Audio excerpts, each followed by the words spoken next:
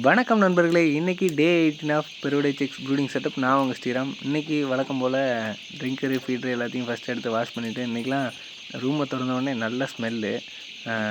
Six எல்லாம் வந்து கொஞ்சம் வளர்ந்துருச்சுங்க, அதனால் ஸ்மெல்லு ஹெவியாக அடிக்குது.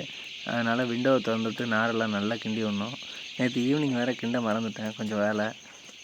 அந்த ஸ்டாண்டை வச்சு தான் நம்ம கழிச்சி விடுவோம். அந்த மாதிரி கழிச்சி விட்டால் கொஞ்சம் ஜாலியாக இருக்கும், விளையாண்ட மாதிரி இருக்கும், நாரும் நல்லா கழிச்சி விட்ட மாதிரி இருக்கும்.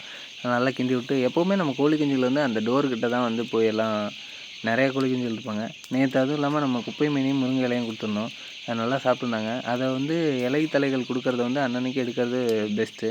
அதை அப்படியே போட்டிருந்தோம்னா அதில் எச்சங்கள் ஒட்டிக்கிட்டு அதையும் கோழி குஞ்சுகள் கொத்திக்கிட்டே இருக்கும். அடுத்து நம்ம காலையில் ஃபஸ்ட்டு ஃபீடாக எப்போவுமே பிளாக் சோல்ஜர் ஃப்ளை உணவு புழு தான் கொடுப்போம்.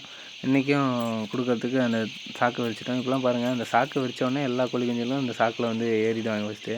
அதுக்கப்புறம் புழுக்கள் அள்ளி போட்டோம். நேற்று தான் வந்து நம்ம புழு வாங்கியிருந்தோம் புதுசாக. அதை அள்ளி போட்டதும் நல்லா ஃபாஸ்ட்டாக சாப்பிட ஆரம்பிச்சிட்டாங்க. இந்த புழு வந்து நம்ம 10 நாள் வரைக்கும் வச்சுக்கலாம். இந்த உணவு புழு போடுற சாக்கையும் நம்ம டெய்லியும் க்ளீன் பண்ணிடணும். இல்லை அப்படின்னா 2 சாக்கு ஆல்டர்னேட்டிவாக வச்சுக்கிட்டாலும் நல்லது.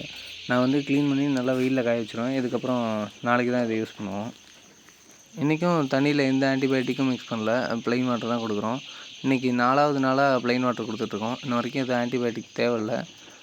ஃப்யூச்சரில் ஏதாவது யூஸ் பண்ணணும்னா அதை நான் உங்களுக்கு அப்டேட் பண்ணுறேன். அதே போல் உங்கள் ப்ரூடிங் செட்டப்பில் வந்து ரெகுலராக தண்ணி மாற்றும்போது தண்ணி காலியாகுதா தீனி காலியாகுதான்னு பார்த்துக்கோங்க. தீனி காலியாகலைன்னா குறைச்சி போடுங்க. தண்ணி காலியாகலைன்னா கொஞ்சம் ஒரு 2 ட்ரிங்கர் எக்ஸ்டெண்ட் பண்ணிவிட்டு தண்ணி வைக்கிறத வந்து பாதி லெவலில் வைங்க. முடிஞ்ச அளவுக்கு 2 வாட்டி தண்ணி வச்சா ரொம்பவே சிறப்பு. உங்களுக்கு ப்ரூடிங் பற்றின ஏதாவது டவுட் இருந்தால் கீழே கமெண்ட்ஸில் சொல்லுங்கள். வீடியோ பிடிச்சிருந்தா ஒரு லைக் கொடுங்க. மறக்காமல் ஸ்ரீராம் பிரைமை ஃபாலோ அண்ட் சப்ஸ்கிரைப் பண்ணிக்கோங்க. நன்றி, வணக்கம்.